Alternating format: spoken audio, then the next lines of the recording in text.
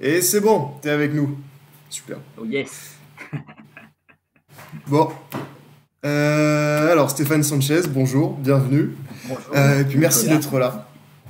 Bah, merci à toi. Euh, mais y a aucun souci, ça me fait très très plaisir de en plus te revoir parce que ça fait longtemps qu'on s'était pas vu. La dernière fois Bah ouais, c'était à Aix, du coup, à exactement. l'occasion du Tour de France. Alors, bon, pour ceux qui ne te connaissent pas, je vais un petit peu te présenter.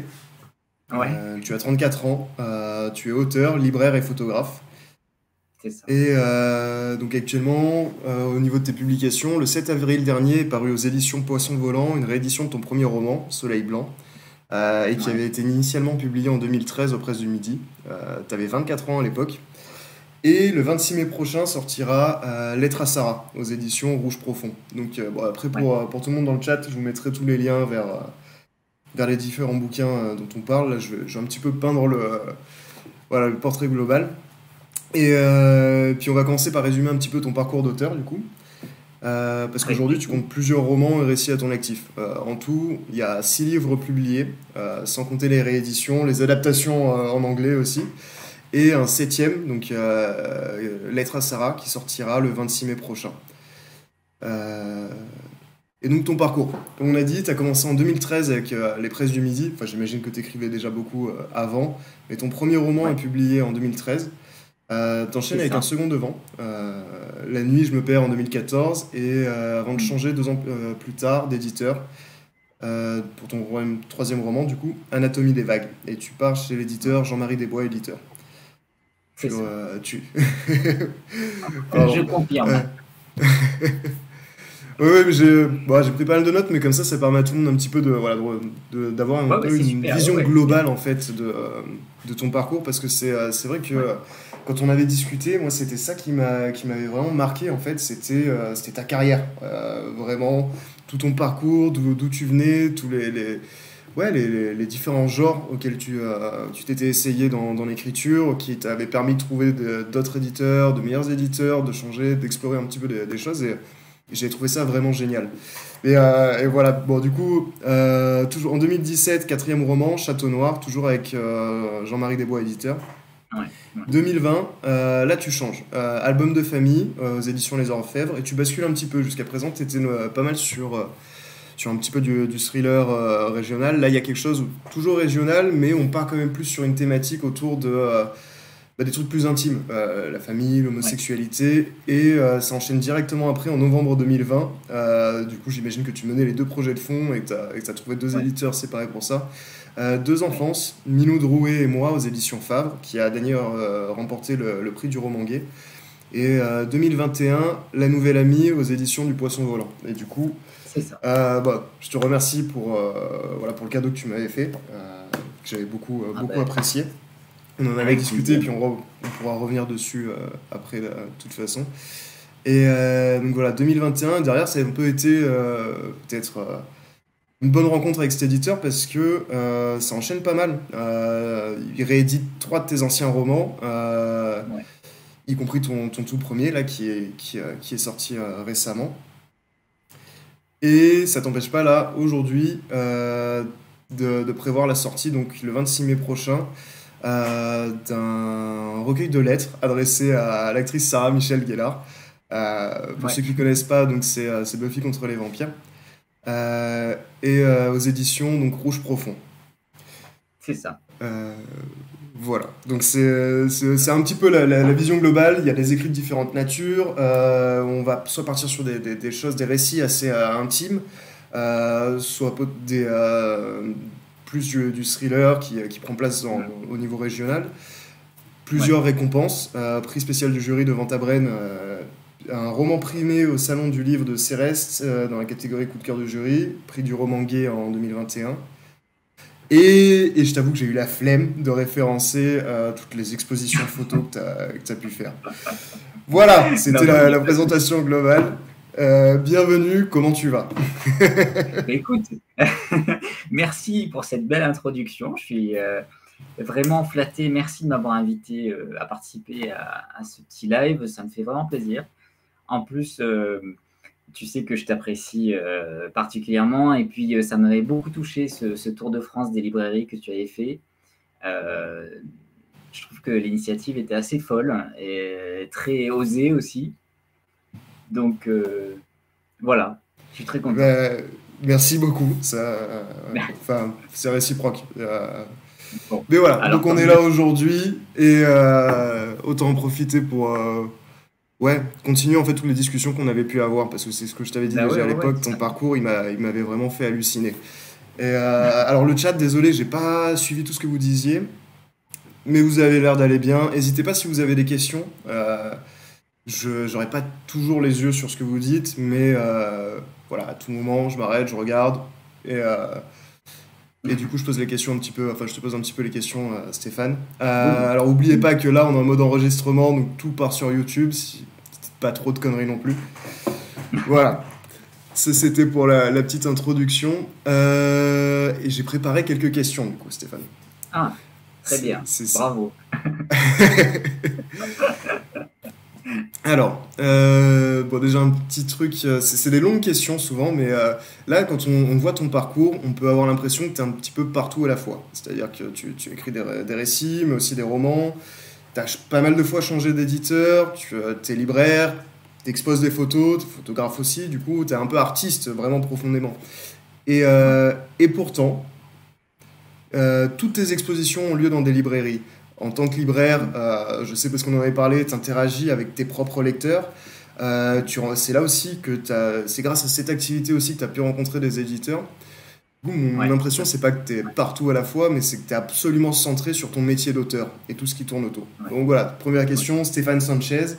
C'est un peu un homme aux intérêts multiples, la photo, les livres, l'écriture, ou d'une unique passion en fait, qui est l'écriture. Ouais, c'est vrai, c'est vrai. C'est marrant parce que moi, j'ai fait des études d'art plastique. Donc, il a fallu, quand j'étais en master, écrire un mémoire. Et puis, je l'ai fait sur mes propres photos, sur ma production photo. J'ai toujours gardé ça dans un coin de ma tête en me disant, mais en fait, le mémoire, cet exercice, il fallait écrire, je sais plus, 60 pages hein, sur ma pratique photo. Je m'étais toujours dit que cet exercice du mémoire, c'était aussi une préparation, en fait, à un premier roman. Voilà, parce qu'il y avait toujours ce rêve, effectivement, depuis très très jeune, d'écrire, de publier des livres, de voir mon nom sur une couverture de bouquin. Et je crois que j'ai toujours gardé effectivement cette ligne directrice. Après, je suis parti, donc j'ai toujours écrit hein, en parallèle. J'ai écrit un premier roman qui n'a pas été publié, un deuxième qui n'a pas été publié non plus. Et puis, il y a eu Soleil Blanc, effectivement, qui a été publié. Moi, à ce moment-là, j'étais guide en musée, donc rien à voir. Et puis après, je suis parti. Et là, j'ai rencontré ma future patronne qui tenait une librairie. Elle avait besoin de quelqu'un. J'étais là, j'étais dispo. Elle a bien voulu m'apprendre le métier aussi. Donc en fait, j'ai l'impression que tout a un peu convergé, si tu veux, vers cette carrière, entre guillemets, d'auteur, vers ces projets de livres. Et puis, comme tu le disais très bien tout à l'heure, voilà, après, dans la librairie, en tant que libraire, bah, j'ai rencontré plein de gens étonnants, des maquettistes, des éditeurs, d'autres auteurs. J'ai vraiment intégré cette sphère du livre, du monde du livre, quoi. Voilà, c'est ça. Ok. Et c'est en fait ouais c'est pas nécessairement un choix conscient de te diriger vers la librairie, c'est vraiment quelque chose qui s'est fait et qui t'a encore plus encouragé vers la voie de l'écriture. Ouais, ouais, ouais, ouais. Alors moi, je crois un peu au signe du destin. Je crois pas trop au hasard. Voilà, donc je pense qu'il y a des choses qui étaient écrites. Et ça, j'ai l'impression que oui, mon parcours, il était un peu. Les choses, elles étaient presque déjà là, quoi, si tu veux, parce que vraiment cette rencontre avec ma future patronne, c'était complètement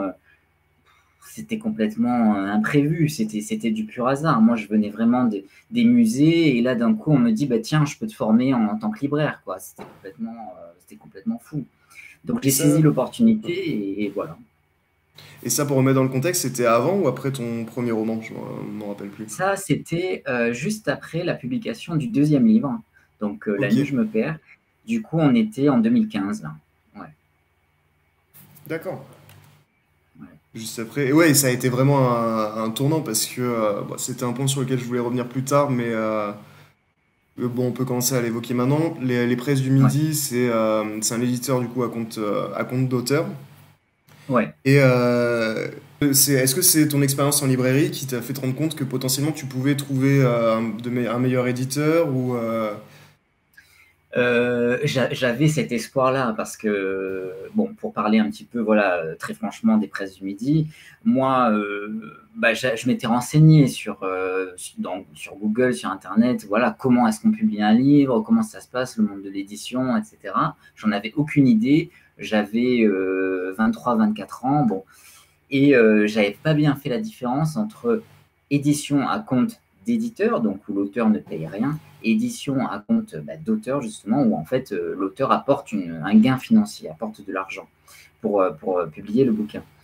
Et moi, quand les presses du Midi m'ont répondu, m'ont appelé en me disant on a bien reçu votre manuscrit, on adore l'histoire, on va vous publier, c'est merveilleux. Moi, tu penses bien, j'ai sauté de joie. J'étais hyper content, hyper naïf. Bon. Et puis de suite après, ça a été ouais, mais par contre, vous n'êtes pas connu, c'est un premier roman, donc il va falloir nous faire un petit chèque. Donc de 1 800 € quand même. Hein. ouais, ça 1 800 pique. euros. Donc ça pique, effectivement, c'est une somme, mais moi, voilà, comme je te dis, j'avais pas vraiment conscience, donc j'ai dit oui, en fait. Ils étaient tellement enthousiastes que j'ai dit oui. Voilà. Et c'est après, effectivement, en discutant avec d'autres auteurs, quand j'ai commencé à travailler dans la librairie, en fréquentant, comme je disais, le monde du livre, là, je me suis rendu compte que c'était pas normal ce que j'avais vécu et que c'était pas tout à fait honnête. Voilà, c'était une sorte de... Parce qu'il y a quand même les presses du Midi, c'est une maison d'édition.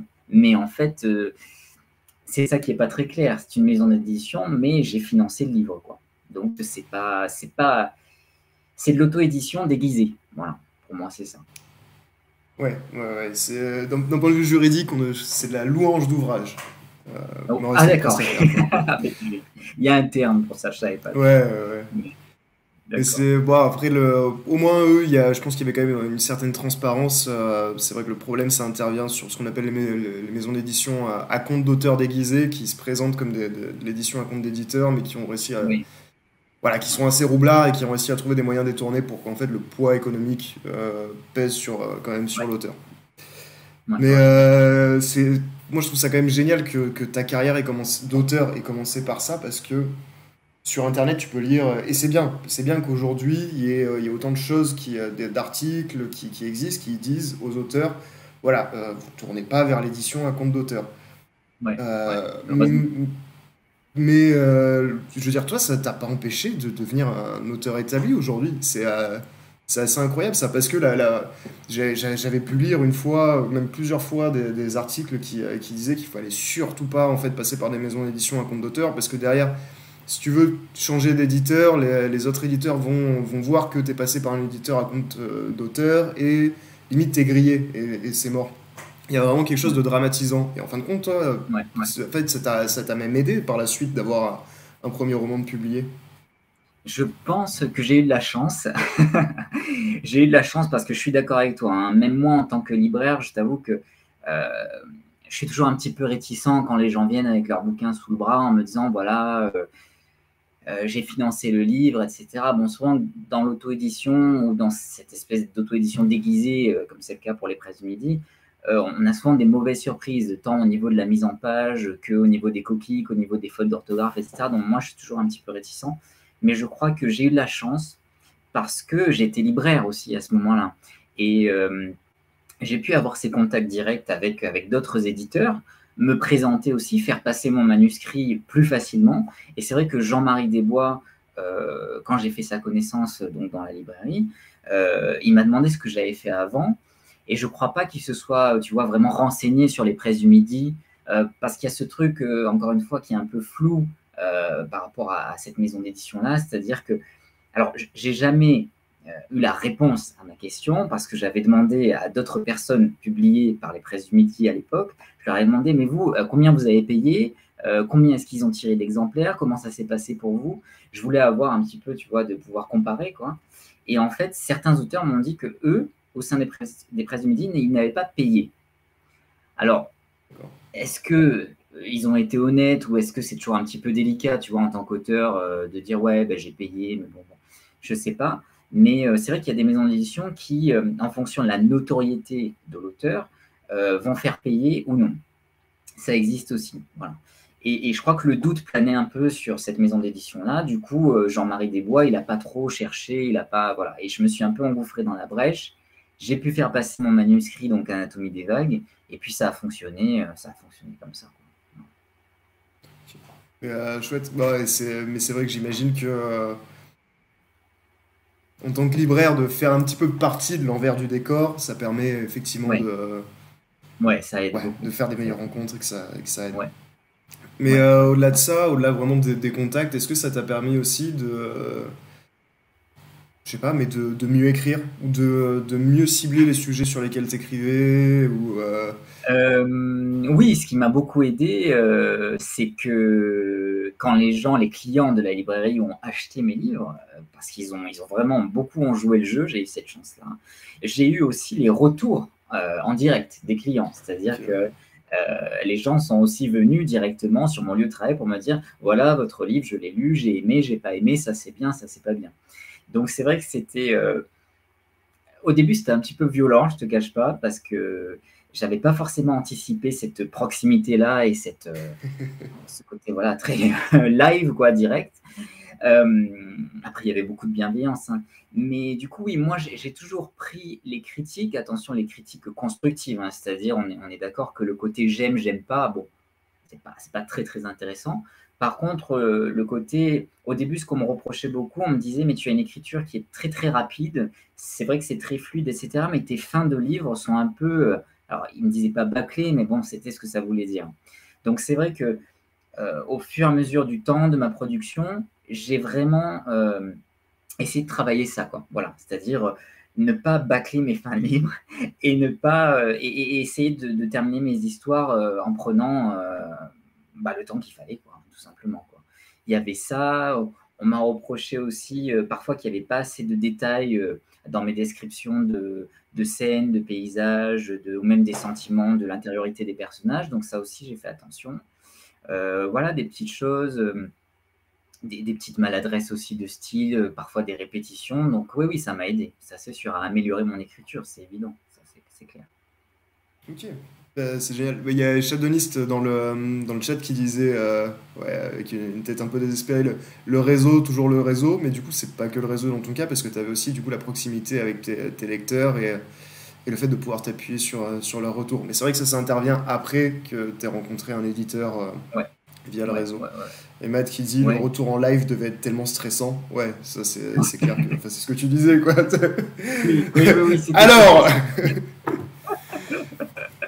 Mais euh, quelque part aussi, ça m'a beaucoup apporté parce qu'aujourd'hui, je suis vraiment blindé par rapport à ça. C'est-à-dire que j'arrive bien à faire la part des choses. C'est-à-dire que quelqu'un ait aimé mon livre ou ne l'ait pas aimé, finalement, je me dis oui, mais c'est pas moi que la personne a aimé ou pas. C'est vrai, on parle vraiment du livre, de ce qui a été écrit, de ce qui a été produit à un moment M. Et ça, c'est vraiment, vraiment important parce que je le vois et ça rejoint aussi les arts. Par exemple, quand moi, je fais une expo photo ou quoi, quand les gens me disent ah, ça ne me plaît pas du tout, ça ne me touche pas, je ne comprends pas ce que vous avez fait, etc. Je me dis, certes, il y a une critique, c'est pas agréable, c'est violent, mais ce qu'on critique, c'est une œuvre, c'est un produit fini, ce n'est pas moi. Et je pense que c'est vraiment important, tu vois, de faire la part des choses. Moi, je me souviens en art plastique, il y avait des gens qui s'effondraient, tu vois, qui se mettaient à pleurer parce que le prof leur avait dit que leur dessin ou quoi, c'était pas terrible. Or, voilà, c'est une œuvre, c'est une production à un moment M, ce n'est pas toi, en fait. Voilà. Et ça, maintenant, j'ai bien compris la leçon. Et c'est important, c'est important. C'est vrai que c'est vachement intéressant. Et Pop and Story qui soulignait, c'est top de le voir ainsi. C'est ce qui permet d'avancer vraiment. Et c'est quelque chose, toi, Ouais. que tu as eu un déclic à un moment ou c'est quelque chose qui s'est fait progressivement, en fait, ce côté-là, cette capacité de voir les choses comme ça, en fait.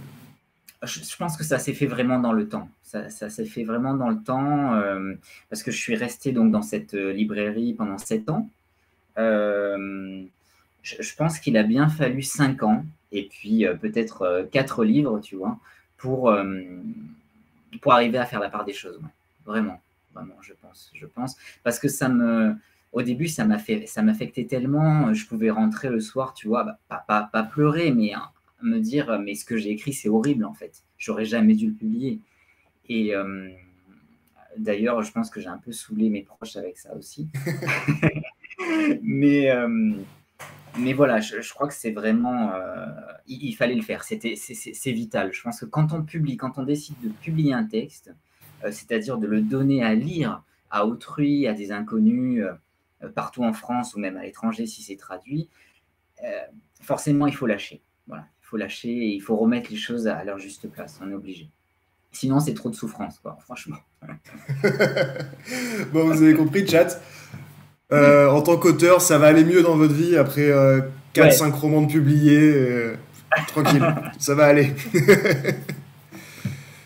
Mais c'est vraiment chouette que tu aies cette vision-là, quoi. Et, donc, Matt Ben, qui me demande est-ce que ce recul ne vient pas avec le fait de publier plusieurs livres? Est-ce que cette validation de la publication n'efface pas un peu le syndrome de l'imposteur à force? Et c'est vrai que ça, c'était une question que je voulais te poser, enfin, une thématique que je voulais aborder avec toi, la question du syndrome de l'imposteur. Parce que enfin, ouais, la question du statut d'auteur, c'est quelque chose qui est assez central dans le livre que tu m'avais offert, la Nouvelle Amie.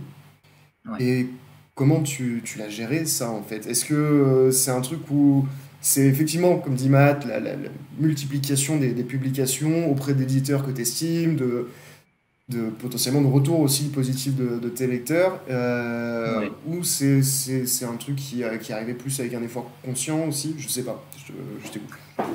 Alors, c'est vrai que on va pas se le cacher. Moi, pour Soleil Blanc, quand j'ai eu le livre dans les mains, bon, j'étais très ému, hein, j'étais très fier, etc. Et quand on m'a demandé, mes proches en particulier, mes amis, des dédicaces, en fait, les gens commençaient à me dire, bah, fais-moi, écris-moi un petit mot, quoi, bon, ce qui est tout à fait normal. Ça a été pour moi une épreuve. Et alors là, vraiment, tu vois, je me suis dit, mais où est ma légitimité? Qui je suis? Alors là, j'ai tout remis en question. C'était vraiment le vide sous les pieds, quoi. Pour moi, vraiment, l'expérience de la dédicace, du mot dans le livre, ça, c'était vraiment terrible. Et là, je me suis rendu compte que j'avais effectivement ce problème, comme tu le dis, de l'imposteur. Et j'ai eu, je crois que ça a été très long, ça s'est fait dans le temps et ça s'est fait effectivement au fil des livres que j'ai pu publier. Mais ce syndrome de l'imposteur, je ne sais pas si on peut vraiment arriver à le gommer totalement. Je pense qu'il faut l'apprivoiser, apprendre à vivre avec, parce que moi, ça me quitte pas totalement. Mais ce qui m'a beaucoup, beaucoup aidé en revanche, et bon là, j'ai peut-être eu de la chance aussi, mais c'est quand j'ai eu mes prix littéraires, en fait. Et quand j'ai eu ce sont des petits prix, hein, il n'y a pas de problème. Mais là, je me suis dit, bon, il y a une reconnaissance de la part d'une. C'était une association, enfin, le prix du roman gay, c'est aussi une maison d'édition et une association à la fois. Et là, je me suis dit, oui, il y a une validation, en fait. Voilà. Il y a une validation, il y a une reconnaissance. Euh, des gens qui lisent, des grands lecteurs, des éditeurs ont apprécié mon travail. Donc là, c'est bon. Je peux souffler. C'est comme ça que je l'ai vécu. Ouais. Ouais, ouais. Grâce à ça. Mais en vérité, c'est un peu idiot parce que il y a plein de livres géniaux qui ne reçoivent jamais de prix. Donc c'est là, je parle vraiment dans mon cas à moi, hein, mais il faudrait, dans l'idéal, à mon avis, arriver à se dire que simplement le fait d'avoir trouvé un éditeur qui prend le risque de te publier, déjà, c'est énorme, en fait. Déjà, la victoire, elle est là. Peu importe après les récompenses, le nombre de ventes, etc. Je pense qu'une fois que le livre existe, qu'il est lâché dans la nature, entre guillemets, euh, c'est ça le plus beau. C'est seulement ça qui a à retenir, en fait. La victoire, elle Ouais, est c'est là. clair. Mais du coup, pour tous ceux parce que donc on a pas mal de personnes qui nous suivent et qui eux n'ont pas encore publié de premier roman, Ouais, qu'est-ce que tu leur conseillerais à ces personnes-là? C'est pas une question facile parce que effectivement, mais si la non, satisfaction doit venir de avoir un éditeur voilà, qui croit en ton livre et qui choisit ouais. d'investir dessus et de l'éditer, comment on doit faire en fait quand on n'en est pas encore à ce stade-là? Alors, moi, je dirais que la toute première question à se poser, c'est pour qui est-ce qu'on écrit? Est-ce qu'on écrit pour soi, pour se prouver des choses? Est-ce qu'on écrit pour se divertir, parce que ça nous fait plaisir le dimanche? Ou est-ce qu'on écrit parce qu'on a quelque chose à transmettre, parce qu'on a envie d'être lu, vraiment? Et quand je dis lu, c'est pas par 10 personnes. Ça c'est vraiment la première question. Et ensuite, ben, moi, dans mon cas, j'ai commencé avec de l'auto-édition, si je puis dire, d'une certaine manière. Donc, j'ai envie de dire, le point de départ, il n'est pas si important que ça. Si on prend l'exemple d'auteurs vraiment reconnus, je pense par exemple à Yasmina Khadra. Yasmina Khadra, son premier roman, il l'a auto-édité. Donc ça ne l'a pas empêché d'avoir des dizaines de prix, d'être aujourd'hui, d'avoir été en tout cas chez Julliard, d'être diffusé, traduit, etc. Donc pour moi, le point de départ, il n'est pas si important que ça, je dirais, que ce soit l'édition ou l'auto-édition. Ce qui est important, c'est d'avoir une vision, en fait, sur le long terme, de ce qu'on veut faire, de ce qu'on veut dire. Moi, j'ai toujours considéré que le métier d'auteur, c'était un métier qui allait me prendre toute une vie. C'est quelque chose qui va me prendre... qui va me prendre des décennies, quoi. Je veux dire, le style, forcément, va évoluer, l'écriture va s'affiner, il y aura des... moi, je vais changer aussi, on change de toute façon, donc il y a plein de choses qui vont bouger. Mais ça s'inscrit dans le temps, ça s'inscrit dans la durée, c'est évident. On ne peut pas construire quelque chose sur 2-3 ans et en 2 livres, c'est pas possible. Donc, je dirais que voilà, le plus important, c'est d'avoir une vision sur le long terme de ce qu'on veut. Voilà, qu'est-ce qu'on veut, quoi, en fait. C'est tout Ok, simplement. et c'est très clair, et c'est très intéressant. Mais du coup, souvent quand on parle de vision, dans le cadre de la pratique artistique, ça renvoie un petit peu, j'ai l'impression, à l'idée de la construction d'une œuvre, du développement d'une thématique ou d'une réflexion particulière. Et Oui, potentiellement, dans ton cas, c'est pas nécessairement ça, c'est plus ta carrière d'auteur en fait dont tu as une certaine vision. Parce que, bah alors je sais parce qu'on en avait discuté, mais qu'il y a certains choix que tu as fait au niveau de ce que tu écrivais qui étaient assez calculés en fait. Notamment le fait de oui, partir sur du roman régional qui te permettait oui, de trouver un éditeur. oui. Euh, Enfin, voilà. Mais déjà, je vais te laisser raconter cette partie-là parce que du coup, les viewers sont pas nécessairement au courant. Oui. Euh, alors, moi, il y a 2 questions dans ta, dans ta Ouais, réflexion. ouais, ouais, Mais, désolé. mais en fait, je n'avais pas forcément conscience de ce que je voulais construire, si tu veux. J'avais vraiment la vision d'une œuvre, de quelque chose dans le temps, encore une fois, mais le message, c'était pas très très clair. Et maintenant que j'ai publié voilà, 7-8 livres et que je vois les choses dans leur globalité, dans leur entièreté, ça fait 10 ans maintenant que j'ai publié, que je publie, en fait, je vois clairement ce qui est central dans mes livres, c'est la question de l'identité. En fait, c'est ça. C'est ce qui était là des Soleils Blancs, c'est ce qui est encore là avec Lettre à Sarah qui va sortir à la fin du mois prochain. C'est la question de l'identité et j'ai l'impression, et quelque part c'est peut-être ce qu'il y a de plus intéressant aussi dans mes livres, c'est qu'il y a comme une sorte d'acceptation de ma sexualité et de ce que je suis. Et ça a pris 8 livres pour le dire. Donc ça, tu vois, c'est pas vraiment calculé. Bon, ça, c'est ce que je constate aujourd'hui. Je fais le bilan de ça. Après, pour répondre à ton autre question, c'est vrai que j'ai publié mes 2 premiers romans, donc aux Presses du Midi.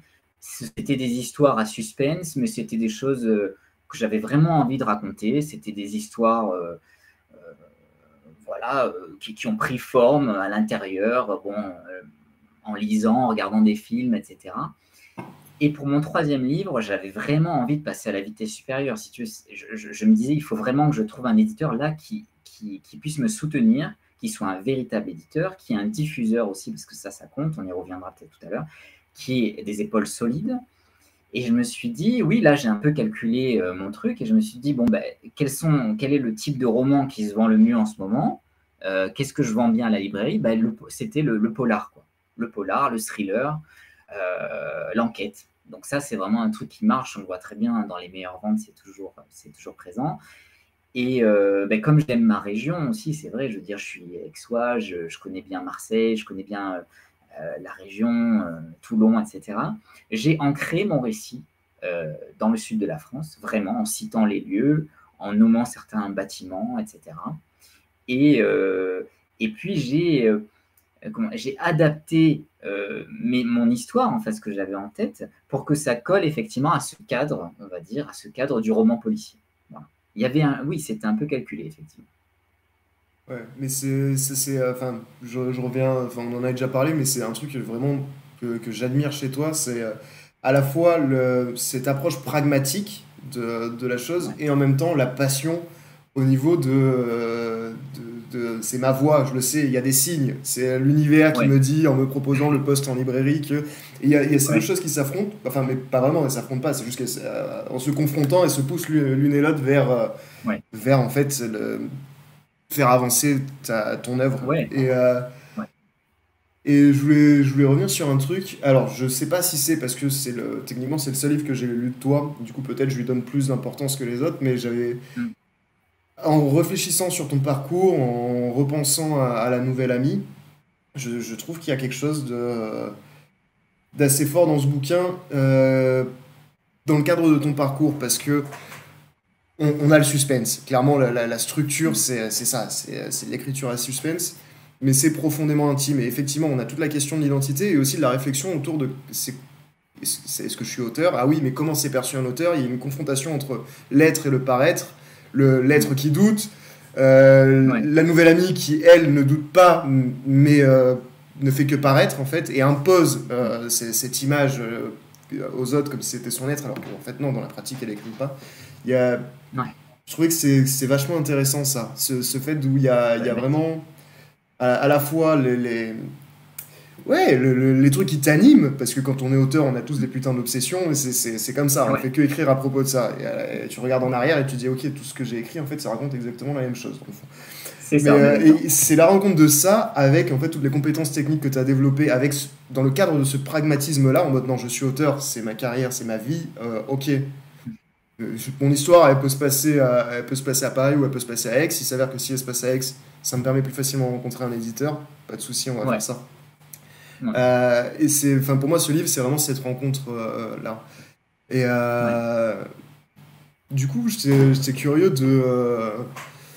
Enfin, j'ai plein d'autres questions, il faut pas trop que je m'éparpille, mais dans ce contexte-là, enfin voilà, par rapport à ce que je viens de dire, Lettre à Sarah, comment il se positionne? Est-ce que. Enfin, je te laisse raconter Alors, l'histoire. ouais. Alors, en fait, si tu veux, je dirais qu'il y a. Bon, j'ai un peu du mal à dire dans mon œuvre, mais enfin, bon, on va dire ça comme ça. Je le Il y a- dirai pour toi si tu veux, il n'y a pas de problème.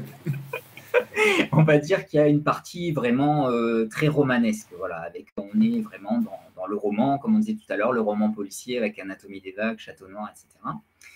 Et puis j'ai eu envie, je pense que j'ai eu aussi besoin d'écrire quelque chose de totalement vrai, de très très intime effectivement. Mais à un moment donné, il y a eu ce... En fait, si tu veux, avec Album de famille, déjà, je suis allé tellement loin dans la fiction, c'est-à-dire qu'à un moment donné, bah, finalement, la frontière entre le vrai et le faux était tellement mince que je me suis dit, non, mais là, Stéphane, il faut que tu passes le cap et que tu racontes quelque chose de vrai, parce que là, la fiction, tu commences vraiment à avoir tout raconté, quoi. Donc, je me suis retrouvé, encore une fois, au bord du précipice. Et là, je me suis dit, bon, je vais écrire quelque chose de totalement vrai. Donc, j'ai écrit Deux enfances, Minou Drouet et moi, où là, en fait, j'ai écrit des lettres à une poétesse qui a publié des poèmes à l'âge de 8 ans, dans les années 40, 50, et qui a eu une carrière littéraire assez courte d'ailleurs, parce que très vite, il y a eu une polémique, on a dit que c'était pas elle qui avait écrit les poèmes, que c'était sa mère adoptive, enfin bon, grosse polémique, gros sujet de société à l'époque. Moi, c'est une histoire qui m'a vraiment interrogé, fasciné, donc j'avais envie d'écrire sur ça. Donc je lui ai écrit des lettres à cette poétesse qui est toujours vivante, et en parallèle, j'ai raconté mon enfance, nos deux enfances, si tu veux. J'ai fait le parallèle entre nos deux enfances parce qu'il y a des choses, il y avait des similitudes, il y avait certains échos, il y avait des choses qui me parlaient vraiment. Voilà. Et, euh, et ce livre-là, il a beaucoup touché les gens, en tout cas mes lecteurs. Vraiment, les gens ont été très, très émus. Je pense que c'est le livre euh, enfin, qui a le plus, ouais, vraiment le plus bouleversé. Et j'avais envie, alors pas d'écrire une suite parce que c'est pas possible, mais de reprendre ce format lettre, cette correspondance, pour écrire à Sarah Michelle Gellar, donc, qui est l'actrice de Buffy contre les vampires, pour ceux qui connaissent ou qui s'en rappellent, qui est une actrice en fait que je suis depuis que j'ai 12 ans et qui a été d'une certaine manière présente parce que j'avais des posters dans ma chambre, parce que je lisais tous ses interviews dans la presse, etc., qui a eu une importance primordiale au moment de mon adolescence et notamment quand j'ai réalisé que j'étais homosexuel. Et puis parce que, en prenant conscience de cette différence-là, bah, forcément, tu te sens seul, forcément, tu te sens à part, tu sais pas quoi faire avec ce truc qui tombe sur le crâne comme ça. Et quelque part, elle était là. Cette figure, en tout cas, cette star, ce fantasme, c'était là. Donc, j'ai voulu dans ce livre-là retracer toute sa carrière, parce qu'elle n'a pas fait que Buffy contre les vampires, il y a aussi toute une carrière au cinéma. Et puis, ce qui m'intéressait, c'était surtout de montrer qu'en fait, c'était quelqu'un qui avait une détermination énorme. Et ça m'a parlé, tu vois. Ça, c'est quelque chose qui vraiment m'a touché. Et je pense que de lire ses interviews à elle dans la presse quand j'avais 12 ans, en me disant, putain, elle voulait être actrice, elle voulait être Buffy, elle a vraiment tout fait pour. Elle avait une sacrée détermination, la nana, et elle y est arrivée. Je pense que moi qui avais ce rêve de devenir auteur, ça m'a parlé. Voilà, ça m'a... Donc, ce livre-là, c'est un hommage à cette actrice, et puis c'est une manière aussi en parallèle toujours de raconter mon adolescence, mon coming out, le harcèlement aussi que j'ai vécu un peu au collège, etc. Donc il y a ces deux vies aussi en parallèle, et voilà, et c'est ça le projet en Ben, ça a l'air super intéressant et effectivement ça reste dans la lignée en fait du coup fait. Ouais, de ton œuvre, de, ouais. de réfléchir un petit peu aussi sur ton parcours, de toi, ta sexualité, ton identité, et l'œuvre en elle-même que tu construis, un petit côté méta. Ouais, c'est ça. Je le commanderai dès qu'il sera sorti celui-là. Et je te Ah, mais je te demanderai une l'offrirai dédicace. dans quelques temps. Ouais, Je te c'est l'offrirai gentil. dédicacé, promis. Cool. Et ouais, dans le chat, il disait Pop and Story, c'est une approche très consciente, je trouve, tant vis-à-vis de comment faire démarrer la carrière que de ce recul, détachement vis-à-vis de l'œuvre. Ouais, et effectivement, mais c'est ça que je trouve élégant, c'est qu'effectivement, il y avait cette approche consciente euh, pour faire démarrer la carrière, le truc que tu as mis en place pour dire c'est pas moi, c'est mon œuvre, mais Ouais. on le retrouve de ce côté-là, mais aussi à l'intérieur de ce que tu écris. Cette réflexion-là, en fait, cette mise à distance-là de toi-même, un petit peu des autres, pour réfléchir en fait compte sur la question de l'identité. Moi, j'aime bien quand c'est Ouais. élégant comme ça, que la forme correspond au fond, et effectivement, ta carrière d'auteur correspond en fait aux thématiques que tu développes dans tes livres. Et Shadonis qui nous dit Yes, ça me donne envie de commencer mon idée de roman policier en résistant à la tentation de la science-fiction, fantasy, fantastique. Parce que ouais, Shadonis, c'est un mec Oui, qui est très très prolifique. On a une blague d'accord. entre nous, c'est de dire que si on le voit pas pendant 2 semaines, il revient, on dit alors, t'as écrit combien de sagas entre-temps? Et malheureusement, il arrive pas à trouver d'éditeur. Et après, D'accord. c'est aussi, on en a pas mal discuté, c'est parce que c'est quelqu'un qui est très... il veut pas n'importe quel éditeur. Mais du coup, en fait, Ouais. c'est ça aussi qui est intéressant de discuter là, avec toi, Stéphane, c'est que, enfin, Shadonis, tu peux voir que potentiellement commencer avec un éditeur qui, sans avoir d'énormes moyens, mais en étant quand même un minimum sérieux et impliqué, ça peut derrière permettre de trouver de meilleurs éditeurs. Parce que Ouais, j'avais vu, totalement. toi, dans le cadre de Lettres à Sarah, alors c'est au travers de ton travail en librairie, mais aussi par rapport en fait, à tout ce que Mm. tu as publié, en fait, ça, c'est cette dalle sur laquelle tu t'appuies maintenant que tu as construit au fur et à mesure des années. Tu as échangé donc, avec le directeur de Rouge Profond à propos de Sarah Michel Ouais. Gellar en 2017, c'est ça? Ouais, c'est ça. On s'est rencontrés à la librairie, en fait, et puis on a commencé à parler cinéma. Moi, j'ai tout de suite parlé de Sarah Michel Gellar, bon, qui m'obsède, comme je le disais. Et puis lui, il m'a dit, ah, mais en fait, moi, je suis super fan aussi. Et j'y ai dit, ah, mais ce serait bien d'écrire un bouquin sur elle. Et il m'a dit, bah, fais-le. Et il m'a dit, si tu y arrives, bah, je te publie.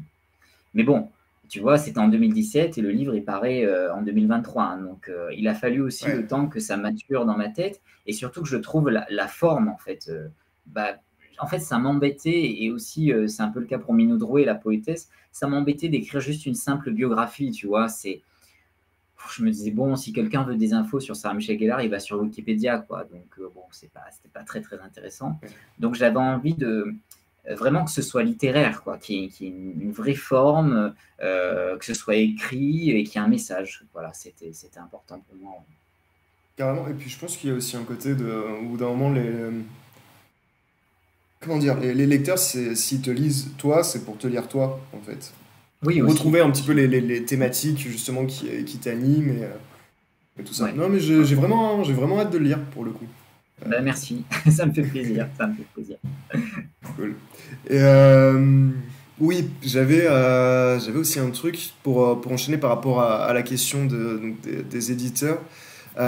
Souvent, ce que j'ai entendu venant voilà, de jeunes auteurs qui cherchent à trouver un éditeur, mais qui peuvent être peut-être un peu plus pointilleux sur leur choix. Alors, je comprends qu'on veuille éviter les éditeurs à compte d'auteur, mais il y a un petit peu le mythe de si tu es pris par un bon éditeur, il va s'occuper de tout, et toi, tu n'auras rien à faire. Et je voulais un petit peu échanger avec toi là-dessus.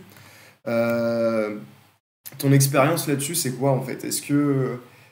Alors la question va avoir une réponse évidente, mais est-ce qu'un auteur peut se contenter de refourguer son manuscrit à l'éditeur et derrière d'attendre que les ventes se fassent et que le bouquin vive? Ou est-ce qu'il faut qu'il se retrouve sous les manches et qu'il se fasse inviter sur des putains de live Twitch pour discuter pendant 1 heure? C'est vrai que ce qui est intéressant aussi, c'est qu'en tant que libraire, on a fait venir beaucoup d'auteurs en dédicace. Tous les samedis matins, on faisait venir des auteurs en dédicace. Et là, là, il y avait de tout, quoi. C'est-à-dire des primo-romanciers, des auteurs avec des carrières incroyables, des gens publiés chez Gallimard, des gens publiés chez des éditeurs absolument inconnus.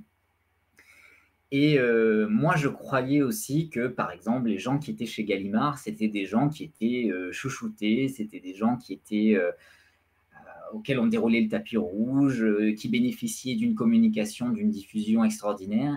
Eh bien, pas forcément, honnêtement, pas forcément. C'est-à-dire qu'il y a beaucoup, beaucoup d'auteurs qui connaissent une certaine forme de, je dirais, de malédiction, en fait, parce que c'est assez tragique. C'est-à-dire qu'ils vont publier un premier roman chez Gallimard, par exemple, donc pendant la rentrée littéraire de septembre. Donc, ce qu'il faut savoir, c'est que les gros éditeurs, bah, ils balancent d'un coup en septembre 30, 40 titres. Donc, en fait, il y a des titres qui sont complètement noyés dans la masse, hein. Et là, bah, il y a des bouquins qui ne voient jamais les étagères des librairies. C'est-à-dire qu'à Aix-en-Provence, on a une grande, grande librairie euh, indépendante qui s'appelle Goulard. Et eux, ils nous disent à chaque rentrée littéraire, en fait, on reçoit tellement de cartons qu'on ne peut même pas mettre tous les livres sur les rayons, sur les étagères. Donc, même si on est chez Gallimard, en fait, le livre peut complètement passer à la trappe. Et là, on se retrouve avec des chiffres de vente bah, qui ne sont pas extraordinaires du tout. C'est-à-dire que moi, on m'a déjà raconté, voilà, certains auteurs pardon, chez Gallimard publient un premier roman et ils en vendent 200, quoi. Je veux dire, c'est une réalité. Et là, ils se retrouvent sans éditeur parce que Gallimard, je veux dire, si ça ne vend pas, ça ne les intéresse plus, hein. Donc là, bah, ils se retrouvent un peu à la case départ et puis ils sont obligés d'atterrir chez des éditeurs pardon, plus modestes et on reprend le travail à zéro, quoi. Donc, c'est pas forcément aussi génial que ce qu'on pourrait croire d'être chez un gros, gros, gros éditeur. Euh, Honnêtement, j'ai quand même eu là pas mal d'éditeurs, donc je peux le dire, j'en ai eu combien 2, 3, 4, 5 ou 6 là pour l'instant. L'éditeur pour moi le plus présent finalement aujourd'hui, si je les compare, c'est Le Poisson Volant, c'est Laure Collet. Et pourtant, ils sont deux dans cette maison d'édition. C'est une toute petite maison d'édition. Et honnêtement, j'ai presque un contact avec elle tous les jours. Donc, et ça, je sais que c'est une chance, c'est assez exceptionnel. Il y a un problème, il est résolu dans la journée. J'ai une question, elle me répond quasiment tout de suite. Donc, en fait, c'est vrai que dans les petites maisons d'édition, il y a aussi cette proximité-là qui est quand même chouette. Alors que dans les grosses, que ce soit Gallimard, que ce soit Flammarion, etc., on est finalement un auteur lambda bah, parmi d'autres, quoi. Et Deux enfants, Minudro et moi, il a été publié aux éditions Favre, qui est quand même une maison d'édition assez connue en Suisse. Très honnêtement, le livre, il est sorti. J'ai eu 3 beaux articles dans la presse et puis c'était fini, quoi. C'était terminé. C'était fini. Voilà. Donc, ça se réfléchit. Ouais, ça se réfléchit. Mais je reviens sur une expression que tu as employée. Et là, tu reprends à zéro en parlant des auteurs Ouais, qui ont été pris chez ouais. Gallimard et qui derrière sont plus pris chez Gallimard. Et c'est vachement intéressant parce que c'est vrai qu'en fin de compte, au bout d'un moment, enfin, ce que je retire de cette formulation-là, c'est que c'est pas le statut qui est important de je suis auteur publié chez Gallimard. Non, non, ce qui est important, Ouais. c'est est-ce que ton livre vit? Et ça Ouais, c'est passe ça, par un travail vraiment de concert avec l'éditeur. Et c'est quelque chose qui se construit en fait exactement. sur le. Ok. Et c'est donc toi, tu conseillerais, voilà, maintenant avec ton expérience, tu conseillerais des jeunes auteurs de plutôt se diriger vers des plus petites maisons avec qui tu peux avoir un meilleur contact ou. Ouais, enfin, après, c'est toujours difficile parce que, évidemment, que quelqu'un qui reçoit une réponse favorable de Gallimard pour un premier livre, je ne vais pas lui dire non, mais attends, va plutôt, va plutôt chez le petit éditeur du coin. Non, c'est pas ça. Chaque cas est spécifique, mais c'est vrai que je trouve que ça a plus de sens de commencer chez un petit éditeur avec qui on va faire un vrai travail, par exemple, de correction, de relecture, un vrai travail aussi de maquettis sur la couverture. On va faire des vrais choix. Et puis peut-être petit à petit de gravir les échelons et d'arriver, si on a de la chance, chez un gros éditeur, où là, on aura beaucoup moins de choix. Mais on aura aussi appris énormément. Euh, donc, oui, ce serait le petit conseil que je donnerais. Mais après, si on a la chance de recevoir une réponse favorable de Flammarion pour un premier livre, évidemment qu'il faut sauter dessus, c'est sûr, c'est sûr. Ouais, et puis j'imagine que si tu arrives chez un gros éditeur après à avoir déjà publié pas mal de romans, tu arrives quand même avec. T'es pas un petit nouveau, c'est-à-dire que tu as un lectorat qui est déjà Ouais, là, tu as une certaine expérience, donc ouais, tu vas ouais, espérer qu'ils investissent plus que sur un primo-romancier ouais, et ouais, ouais, qu'ils te ouais. laissent un peu plus de marge de manœuvre aussi peut-être. Où toi tu peux dire non mais voilà, après je connais mes lecteurs, faut plus partir sur, je Ouais, sais pas, mais cette esthétique sur la couverture ou des choses comme ça. ouais, ouais, ouais, tout à fait. Ouais, ouais. Et, Mais c'est c'est, c'est pas aussi simple que ce qu'on pourrait croire. Par exemple, bon, je suis un peu obsédé avec Gallimard, tu vas me dire, mais euh, par exemple, le Gallimard, les auteurs, ben, la couverture, c'est toujours la même. Donc, oui, il y a pas de choix, en fait. C'est la collection blanche et la couverture, c'est la même pour tout le monde. Alors qu'avec un éditeur plus petit, enfin, je sais que moi, par exemple, avec les Orfèvres ou avec le Poisson Volant, j'ai mon mot à dire. Je suis vraiment consulté pour ça. Voilà. Donc, bon, c'est chouette aussi, quoi. C'est bien aussi. non, et puis c'est vrai que, enfin voilà, moi, juste, c'est pas grand-chose, mais d'un point de vue extérieur, pour un peu regarder voilà, tes publications, on sent qu'ils s'investissent en fait. Ils vont rééditer tes premiers romans, qui étaient donc parus aux Presses du Midi. Ils ont fait la traduction en anglais de La Nouvelle Amie. Tu sens une relation de confiance en fait. Et ça fait envie, vraiment. Et puis je suis content pour toi que tu aies trouvé voilà, un éditeur avec qui ça se passe aussi bien. Pour revenir sur la question, à un moment, tu avais parlé de ça, c'est le diffuseur.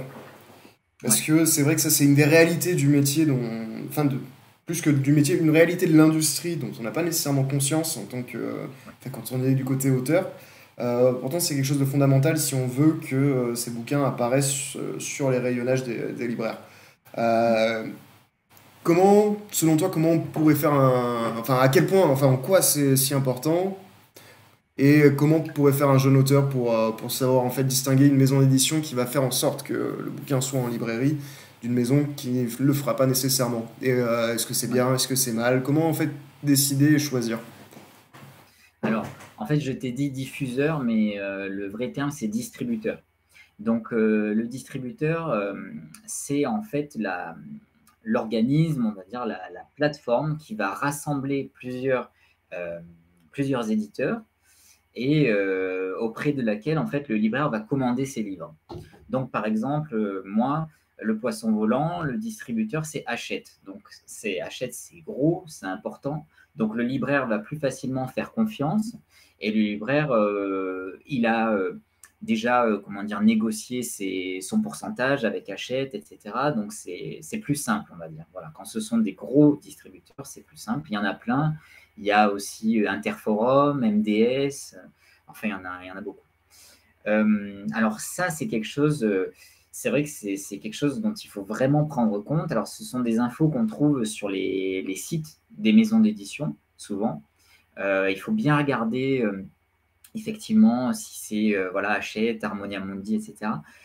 Parce que ça va effectivement, si on veut vraiment trouver son livre en librairie, il faut qu'il y ait en fait, le distributeur, c'est vraiment l'intermédiaire entre la maison d'édition et le libraire. Voilà. Et il a un rôle fondamental, très important. Euh, S'il n'y a pas ce distributeur, moi, j'ai eu des maisons d'édition qui n'avaient pas de distributeur. Par exemple, les Presses du Midi, les Orfèvres, il n'y avait pas de distributeur. Donc, ça veut dire que c'est quelqu'un de la maison d'édition qui va avec sa petite mallette de librairie en librairie pour proposer son catalogue. Son vélo. Et c'est un boulot fastidieux. C'est un boulot fastidieux et surtout les libraires, ils n'ont pas forcément le temps de recevoir tous ces gens parce qu'on a quand même beaucoup d'autres choses à faire. Ce sont souvent des gens qu'on ne connaît ni d'Ève ni d'Adam, donc il faut vraiment créer un rapport de confiance et ça se fait dans le temps. Donc c'est pas évident. Je dis pas que ça se fait pas, hein. Ça se fait, hein. Mais c'est plus compliqué. Alors que s'il y a cette histoire de distributeur au milieu, en fait, la question se pose même plus, quoi. C'est-à-dire que si vous allez commander un livre chez votre libraire, le libraire il va taper le titre du livre dans son logiciel, il va voir dessus le distributeur et il va le commander sans se poser de questions. Voilà. Ça facilite vraiment les choses. Mais oui, c'est une question dont il faut avoir conscience. Il faut faire attention à ça. Mais après, je vais juste. Du coup, il faut aussi parler du diffuseur parce que Ouais. là, je pense que peut-être que je me trompe, mais il me semble que tu as parlé du diffuseur-distributeur, c'est-à-dire celui qui fait à la fois le commercial, c'est-à-dire qui va aller à la rencontre des libraires ou s'il Ouais. a déjà un bon contact avec les libraires, il n'a pas à se déplacer, il leur envoie un mail avec bah voilà, au catalogue, il y a ça, etc. Mais qui va proposer les nouveaux livres des maisons d'édition qu'il représente aux libraires et derrière va effectivement assurer la distribution parce que tu as.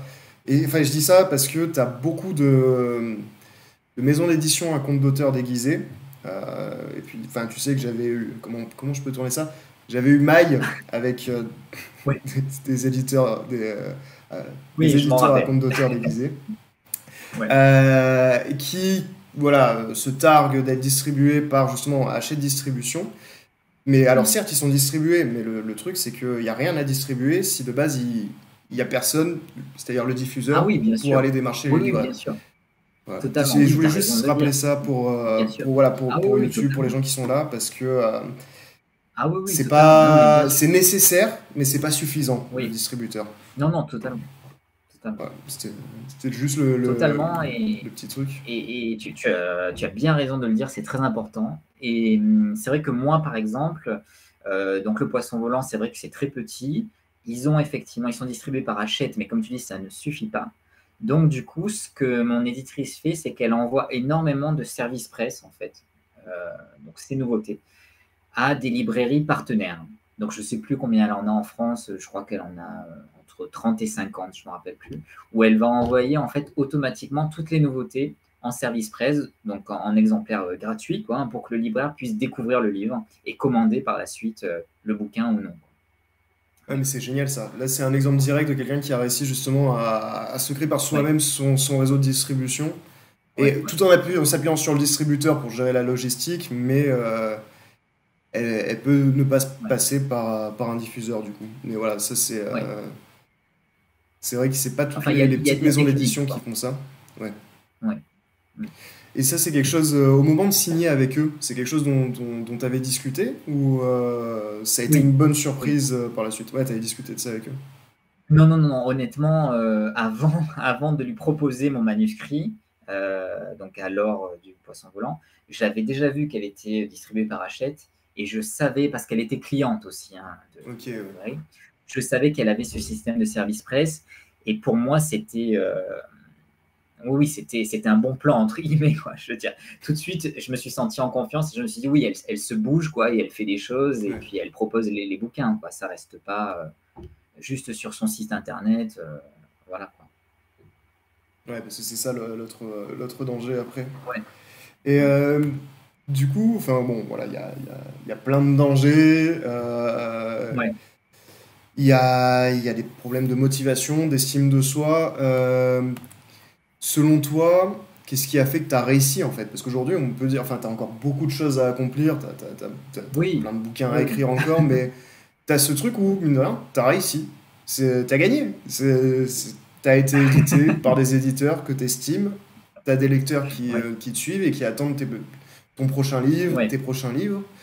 Et est-ce qu'il y a des éléments, je sais pas, qui te semblent être, comment dire, à l'origine de cette réussite. Qu'est-ce que tu conseillerais potentiellement à des jeunes auteurs qui aimeraient en fait, voilà, pouvoir se dire, Mm, ouais, je suis auteur, je suis lu, mm, et, mm. euh, et c'est chouette. Alors, je crois que j'ai peut-être eu de la chance aussi parce que moi, j'ai été élevé par ma grand-mère en grande partie. Et c'est vrai qu'elle a toujours beaucoup cru en ce que je faisais. C'est-à-dire qu'elle m'a jamais dit, moi, en fait, quand j'étais petit, je dessinais beaucoup, donc elle m'a toujours encouragé à faire des choses. C'est-à-dire que j'ai jamais entendu des choses comme ah mais non, mais de toute façon, tu pourras pas trouver un boulot dans ce domaine-là. Ah mais non, mais ça, de toute façon, il faut vraiment connaître des gens. Ah non, mais là, il faut être très riche pour arriver à telle ou telle chose. J'ai jamais entendu ces choses-là. J'ai toujours été vraiment encouragé et porté, notamment par ma grand-mère. Donc en fait, pour moi, ben, c'était possible. Je ne dis pas que c'était facile, ça n'a jamais été facile, mais c'était possible. Et je pense que ça, c'est quelque chose de très fondamental, parce qu'il y a beaucoup, beaucoup de gens, enfin, pour en avoir discuté avec des gens qui osent pas publier, mais qui écrivent, euh, c'est que très tôt, je crois qu'on leur a mis des barrières en leur disant, non, mais ça, c'est pas pour toi, en fait. Ça, c'est pas possible. Mais non, en fait, tout est possible. Vraiment, tout est possible. Il y a évidemment beaucoup de travail, énormément de détermination. C'est ça aussi, c'est que moi, mon rêve, je m'y accroche, ça vient des tripes, ça vient de très très loin, ça vient de l'enfance. Je reste connecté à l'enfant que j'étais, en fait. Hein. C'est clair, je le tiens, il est là, quoi. Hein. Je veux dire, je ne le lâche pas et je veux accomplir ces rêves d'enfant. Mais c'est clair qu'il y a une détermination immense et je te dis ces encouragements que j'ai eus. Et si on ne les a pas eus, ces encouragements, malheureusement, eh ben, je pense il faut s'encourager soi-même. Il faut trouver quelque chose, un moyen de se coacher, en fait, d'être son propre coach. Moi, j'ai l'impression, parce que je m'occupe de mon compte Facebook, Instagram, de mes réseaux sociaux, etc., des fois, j'ai presque l'impression d'être l'agent de Stéphane Sanchez. Tu vois ce que je veux dire? Il y a un peu, un peu schizophrénique où je me dis, bah, en fait, je vais m'occuper de moi, quoi. Je m'occupe de moi. Je me laisse pas tomber, en fait. Je me lâche pas la main. Non, non, ça compte pour moi, c'est important. C'est un rêve de gosse, donc j'y vais et je me tiens la main. Voilà. Et voilà, c'est peut-être le conseil que je donnerais. Ouais, c'est y croire et faire ce qui est nécessaire pour l'atteindre, y Ouais, compris ouais, gérer les putains franchement. de Et réseaux se dire, sociaux. ouais, et se dire que tout est possible. Tout est possible. Et il y a Matt qui demandait dans le chat, est-ce que malgré toutes ces publications, tu as encore des moments de doute sur ton écriture? De moins en moins. De moins en moins. J'en ai encore, j'en ai encore, mais de moins en moins. Par contre, ce que j'ai, mais ça c'est depuis le début, c'est que je- j'ai toujours une petite voix dans ma tête qui me dit écris, publie, fais des choses tant que tu peux, parce que peut-être qu'un jour, tu n'auras plus envie. Peut-être qu'un jour, l'inspiration, elle sera plus là. Peut-être qu'un jour, tu n'auras plus la motivation. Peut-être qu'un jour, tu auras le sentiment d'avoir tout dit. Donc, fais tant que tu en as envie, tant que tu en éprouves le besoin. Ça, c'est vrai que c'est toujours un truc qui est à l'intérieur que je garde, c'est que je me dis, bah, peut-être qu'un jour, il n'y aura plus, ce sera plus là, le feu sacré, quoi, tu vois. Et donc, j'en profite aussi. Je me dis, c'est un cadeau, un peu, cette inspiration. C'est un cadeau, donc j'y vais, mais ça peut s'arrêter demain, c'est sûr, c'est sûr. Ok. Mais c'est vachement inspirant. Tu communiques bien, hein, t'es fort. Tu travaillerais pas un peu avec les mots, toi? Il y a Open Des années Stories qui nous d'expérience. Open Stories qui dit big up sincère à ta grand-mère. Après, elle met des Ouais, cœurs et entre guillemets, je me tiens la main. C'est vrai que ouais, c'était une belle tournure. ouais, Shadowmist, il faut. une de mes peurs, la perte du feu sacré. Ouais, je Ouais. sais pas ça, parce que si jamais un jour il part, ce sera pas très grave, quoi. Enfin, Euh, t'auras fait ce que t'avais à ouais, faire et. ouais, ouais, ouais, c'est ça. Non, mais totalement, je suis d'accord. Hein. C'est vrai, c'est ce que je me dis aussi. Je me dis, c'est pas grave si un jour c'est plus là. Il y aura autre chose de toute façon. Hein. Il y aura d'autres projets, j'espère d'autres envies. Mais du coup, j'en profite. Je suis aussi dans l'instant présent. Je me dis, là, j'ai envie. Voilà, donc je le fais. Ouais. Mais alors, du coup, les autres projets. On va faire un petit peu le futur. Qu'est-ce qui, est-ce que tu as un petit peu ouais, des projets en tête là, Ouais, maintenant que tu as fini donc, les Sarah, enfin que tu as fini, qui va sortir là, le mois prochain. ouais. Est-ce que t'es en train d'écrire un truc là en ce moment ou... Alors, ouais, il y a deux projets. Alors, en fait, Ok. je viens de finir un livre sur l'amour et les applications de rencontres. Donc, Ok. je raconte un petit peu ça fait 2 ans et demi que je suis célibataire, donc je raconte un peu mon parcours du combattant sur Tinder, sur Grindr, sur Badoo, sur tout ça, en espérant que ça. Parce que j'essaie de mettre aussi dans ce livre-là un côté un petit peu sociologique. Bah, pourquoi est-ce qu'on se sent si seul et pourquoi est-ce que la quête de l'âme sœur aujourd'hui elle est aussi compliquée. Donc j'essaie de comprendre un petit peu pourquoi. Mais je t'avoue que j'ai fini un premier jet, mais j'en suis pas totalement satisfait parce que je suis toujours célibataire déjà et parce que le livre il se finit un peu sur un truc. Ben voilà, j'ai pas trouvé quoi. J'ai pas trouvé. Donc j'ai décidé de le mettre de côté. Je le mets de Et c'est... côté. Je vais attendre un Ouais. peu.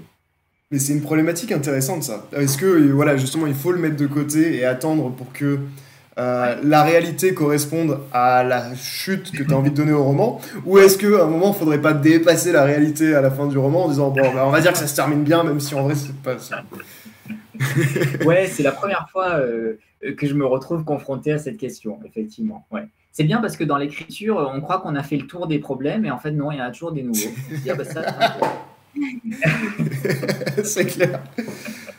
Ah, mais ouais, je vois bien donc, de quoi tu bon, parles. écoute, voilà, celui-là, je le laisse un peu de côté, je le laisse reposer. J'ai envie de le publier, hein, mais en fait, je me dis que, parce que je me suis longtemps mis la pression en me disant, il faut que tu sortes un livre par an, Stéphane, il faut que tu produises, bourreau de travail, etc. Parce que j'avais des choses à prouver hein, aussi. Là, je l'ai beaucoup moins, donc je me dis, même si ce livre, il sort dans 2 ans, 3 ans, c'est pas grave, en fait. Ça n'a pas d'importance. Et puis, je travaille sur un autre projet aussi. En fait, en 2018, j'avais écrit un livre érotique, un roman érotique, et je ne l'avais pas publié parce que mes premiers lecteurs m'avaient dit, oh là là, mais tu vas, euh, tu vas perdre ton public, les gens vont pas comprendre ce que tu fais, tu écris des romans policiers, d'un coup tu mets du cul partout, pourquoi, comment. Bon. Et j'ai décidé que maintenant, je m'en foutais et que je publiais ce que j'avais envie de publier, quoi. En fait, hein. Donc, je suis en train de reprendre ce texte-là avec un ami qui écrit aussi. Donc, on va essayer de faire quelque chose à 4 mains et le publier l'année prochaine au Poisson Volant. Voilà. Ok, génial. C'est Voilà. cool. Et le roman sur donc les applications de rencontres et Ouais, ouais, la solitude moderne, on va dire. ouais, ouais, ouais. Euh, T'as fait lire le premier jet à ton éditrice ou pas encore? Non, pas encore. Elle me tanne. elle, me, elle me harcèle avec ça parce que elle dit que c'est un super sujet, effectivement, et que ça parlera à beaucoup de monde, ce que j'espère. Mais je me sens pas encore, je suis pas prêt à le montrer là. Pour l'instant, c'est pas assez abouti pour moi. Il manque quelque chose, voilà. Il manque quelque chose. Donc j'attends. Bah écoute, quand ça sera là, j'aurai hâte de le lire. Ah ben merci, ouais, avec plaisir, avec plaisir. Ouais, Non, mais ouais. même dans le chat, t'en as pas mal qui ont soulevé, enfin voilà, qui trouvaient ça très intéressant comme sujet.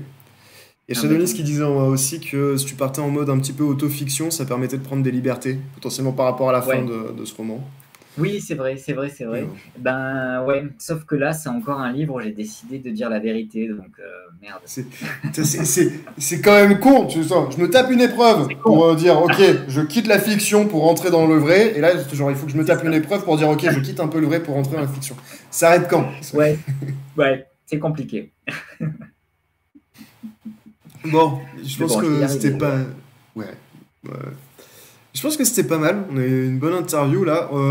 Si vous voulez dans le chat, au pire on coupera là pour YouTube, mais si vous avez des questions à la con, ou Oui, on peut partir en mode roue libre là si vous voulez. ouais, c'est Enfin, bien je sais en pas si plus. ça te branche toi aussi Stéphane. Si, si, si, ça me branche totalement. Ok, si, Je- Pop and Stories, après c'est sûr que ça ferait un super coup de com.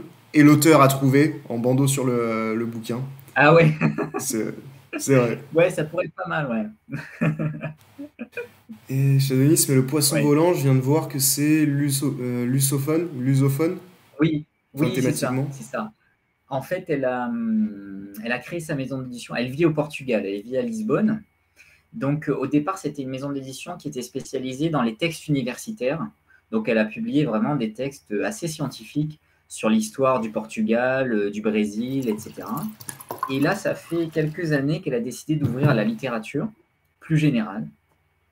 Donc, elle publie des textes ouais, de littérature. Et alors, comme elle a grandi à Aix-en-Provence, elle aime bien les textes où il y a un petit rapport avec Aix quand même, ou alors des textes qui mentionnent Aix-en-Provence à un moment donné, parce que c'est sa ville de cœur.